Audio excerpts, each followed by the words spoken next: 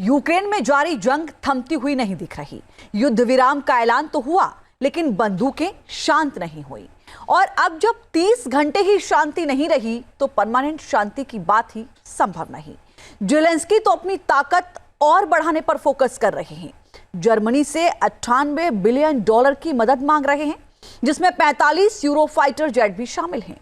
हालांकि Donald Trump अगले कुछ दिनों में युद्ध विराम होने की संभावना जता रहे हैं, लेकिन पुतिन के इरादे युद्ध विराम वाले लगते नहीं।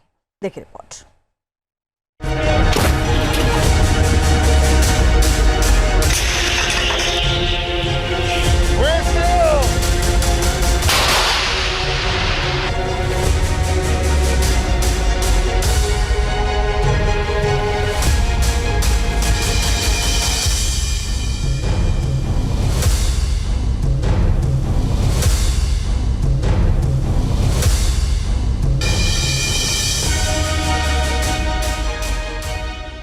गरजते रहे रूस के फाइटर जेट्स।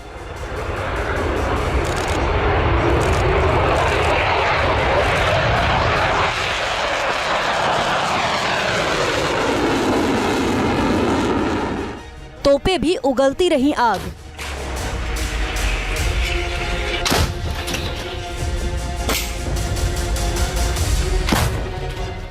लगातार आ रही गोलियों की आवाज।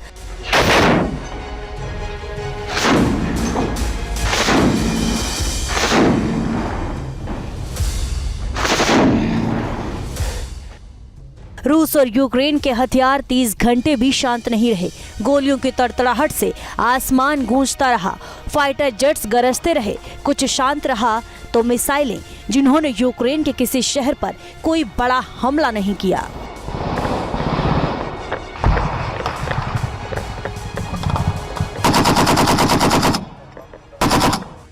युद्ध विराम में भी हमला, रूस यूक्रेन में जारी घमासान।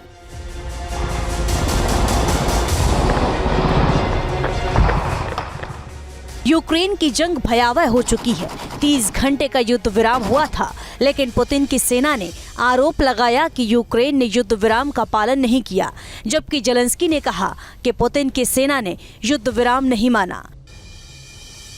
30 घंटे बीतने के बाद रूस ने पूर्वी और दक्षिणी यूक्रेन पर बड़ा हमला किया।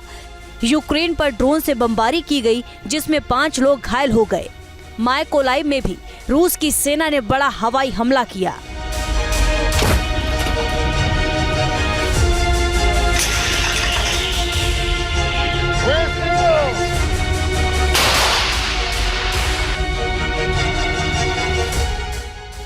जर्मनी की बढ़ी टेंशन, जेलेंस्की ने मांगे 98 बिलियन।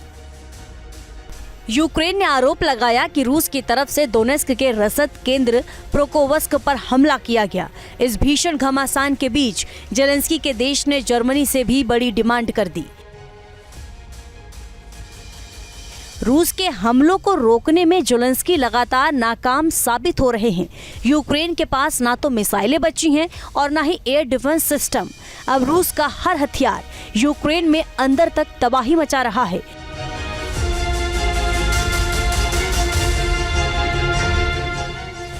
घबराए हुए जेलेंस्की ने मदद के लिए फिर नाटो देशों के सामने हाथ फैलाए हैं। जेलेंस्की ने जर्मनी से बड़ी मदद की मांग की है। जेलेंस्की चाहते हैं कि जर्मनी उन्हें 45 यूरोफाइट टाइफून फाइटर जेट्स दे। इसके साथ ही यूक्रेन ने 30 टॉर्नेडो जेट की भी मांग की है। जेलेंस्की ने जर्मनी से 25 NH-90 हेलीकॉप्टर मांगे हैं और 15 यूरोकॉप्टर टाइगर की भी डिमांड की है। इसके अलावा 100 लेपर्ड 2 टैंक की भी मांग की गई है। और जेलेंस्की चाहते हैं कि जर्मनी उन्हें 150 टॉरस क्रूज मिसाइल भी दे।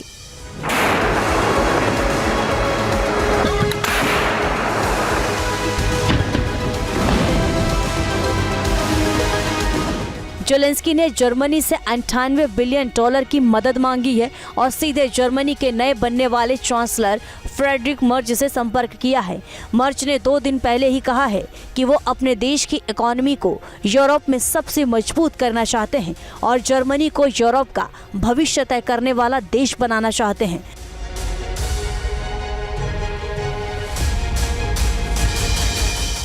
इसके ठीक बाद यूक्रेन का बड़ी मदद की मांग करना मर्ज को भी रास नहीं आ रहा और माना जा रहा है कि $98 बिलियन की मदद के लिए जर्मनी तैयार नहीं होगा। पुतिन धैर्यवान है, वो न्यूक्लियर अटैक तो करेंगे नहीं, पर नुकसान हो चुका है।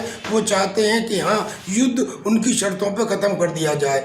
उधर अमेरिका पहले ही कह चुका है कि क्रीमिया, जिसके ऊपर 2014 में पुतिन ने कब्जा किया था, उसकी वो मान्यता दे देगा। यानी अमेरिका इसको करना चाहता है क्योंकि उसकी डील अब यूक्रेन में भी करीब करीब फाइनल हो चुकी है खनिज पदार्थों के बारे में। और यूक्रेन के अब बस की कुछ राह नहीं है, वो तो आईसीयू में है। जब कोई आके हवा भरता है तो वो उठ के खड़ा हो जाता है। यानी चांसेस हैं कि सीज फायर हो जाए।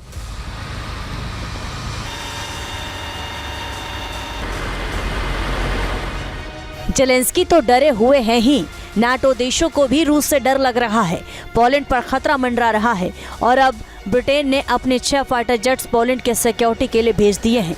बीते दिनों बाल्टिक में रूस की वॉर एक्सरसाइज के बाद हालात तनावपूर्ण हैं और नाटो अपने एयर स्पेस की सुरक्षा करना चाहता है।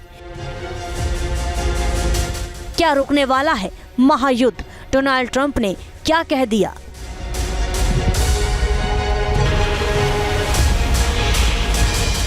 जंग का मैदान और भीषण हो रहा है, लेकिन अमेरिका ने इस जंग को खत्म कराने के संकेत दिए हैं। डोनाल्ड ट्रंप ने ट्रुथ सोशल पर लिखा है कि जंग जल्द ही खत्म हो सकती है।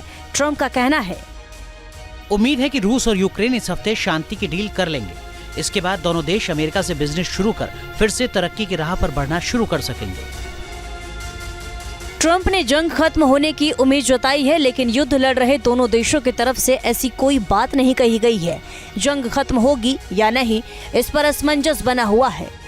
जर्मनी के जो नए चांसलर आए हैं, ऐसा लगता है कि जैसे उनमें हिटलर की आत्मा उतर आई हो।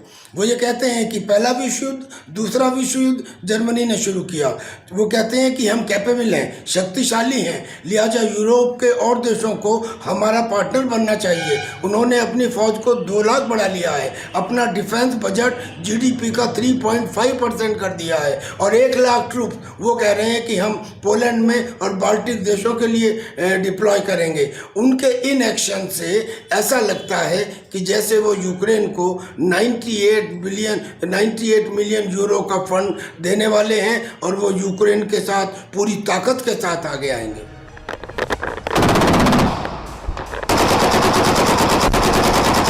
एक तरफ जंग खत्म होने की बात हो रही है तो दूसरी तरफ यूक्रेन को बड़ी मदद भी मिल रही है।